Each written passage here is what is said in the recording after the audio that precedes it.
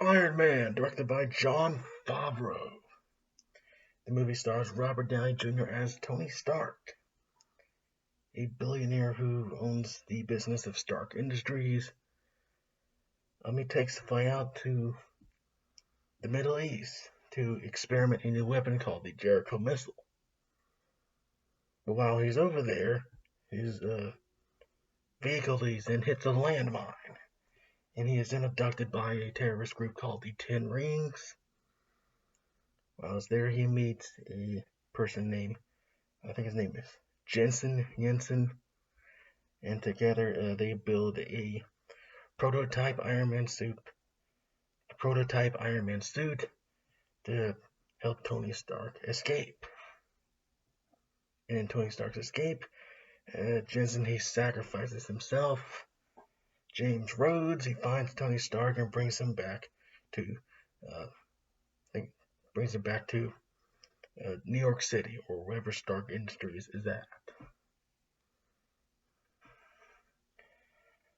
So Tony Stark, he has a press conference. He announces that Stark Industries will no longer make weapons, since he saw the weapons he used to destroy mankind over in the Middle East. So he starts building a Iron Man suit to fight crime and evil. But yet what he doesn't know is that his mentor, Obadiah Stane, was the one who ordered the hit on Tony Stark.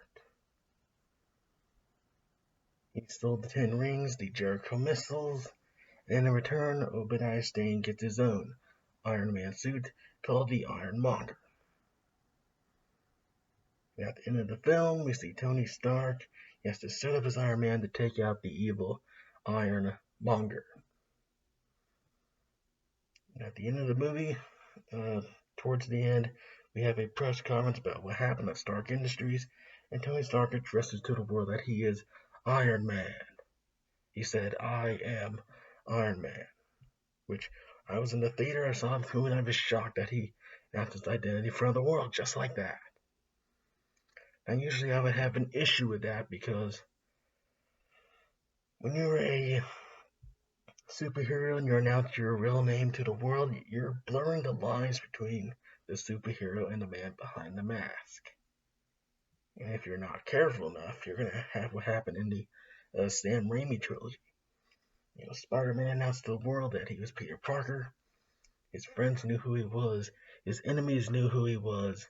Now it's just a disaster.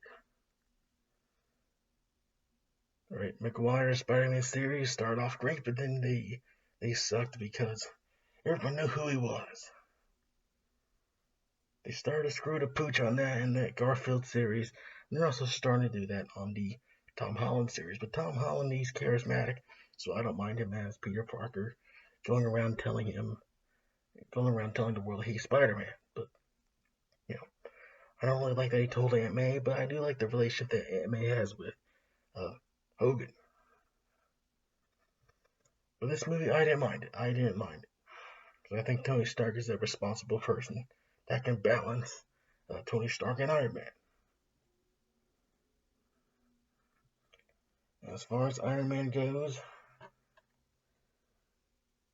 I like the movie. I saw this movie 11 years ago in theaters. Well, not 11 years ago. It's much longer. That's like 13 years ago. This was the second superhero movie I ever saw. The first one was Superman Returns. If you want to count The Incredibles in 2005, I guess this is my third one. I was really excited to see this movie. No one really knew who Iron Man was, so they didn't really know what to expect, but I think the movie blew expectations out of the way with. And it started the MCU.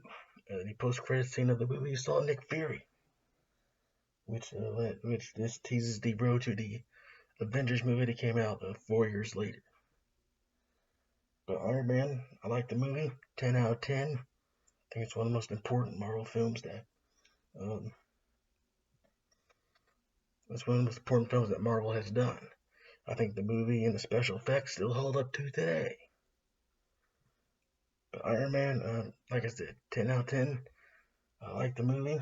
It's different than the other Marvel films.